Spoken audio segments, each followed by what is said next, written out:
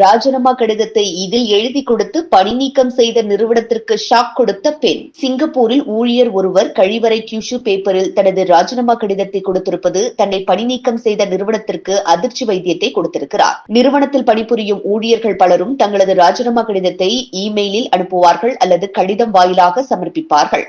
ஆனால் சிங்கப்பூரை சேர்ந்த பெண் ஊழியர் ஒருவர் கழிவறையில் பயன்படுத்தப்படும் டிஷ்யூ பேப்பரில் தனது ராஜினாமா கடிதத்தை எழுதி கொடுத்திருப்பது மற்றவர்களை முகம் சுளிக்க வைத்திருக்கிறது என்றுதான் சொல்ல வேண்டும். சிங்கப்பூரை சேர்ந்தவர் ஆஞ்சலா யோஹிங். இவர் நிறுவனம் ஒன்றில் பணிபுரிந்து வந்திருக்கிறார். இந்த நிலையில் அந்த நிறுவனத்தின் மீதிருந்த அதிருப்தி காரணமாக தன் பதவியை ராஜினாமா செய்ய முன்வந்துள்ளார். இதற்காக அவர் கழிவறை டிஷ்யூ பேப்பரை பயன்படுத்தியிருக்கிறார். இது தொடர்பான அந்த டிஷ்யூ பேப்பரில் இந்த நிறுவனம் என்னை எப்படி நடத்தியது என்பதை சுட்டிக்காட்ட இப்படி ஒரு காகிதத்தில் ராஜினாமாவை எழுதுகிறேன் என அதில் தெரிவித்திருக்கிறார். முன்னதாக இதனை லிங்க்டின் தளத்தில் பதிவிட்டிருக்கிறார். அதில் அந்த குறிப்பு வெறும் வலியை ஏற்படுத்தவில்லை, பணியிட கலாச்சாரம் எவ்வளவு முக்கியமானது என்பதை ஒரு நீடித்த நினைவூட்டலாக விட்டு சென்றது. நிறுவனங்கள் ஊழியர்களை மரியாதையாக நடத்த வேண்டும். ஊழியரை சின்ன விஷயங்களுக்கு பாராட்டுவதால் கூட வேலையில் பல மாற்றங்கள் நடக்கும்.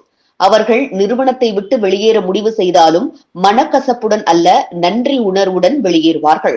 பாராட்டு என்பது தக்க வைப்புக்கான ஒரு கருவி மட்டுமல்ல, ஒரு நபர் எவ்வளவு மதிக்கப்படுகிறார் என்பதற்கான பிரதிபலிப்பாகும்.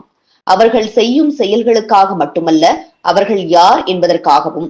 மக்கள் குறைத்து மதிப்பிடப்பட்டதாக உணர்ந்தால் சிந்திக்க வேண்டிய நேரம் இது. பாராட்டுதலில் ஏற்படும் சிறிய மாற்றங்கள் பெரிய தாக்கத்தை ஏற்படுத்துகின்றன. இன்றே தொடங்குங்கள் என்று அறிவுரை வழங்கியுள்ளார்.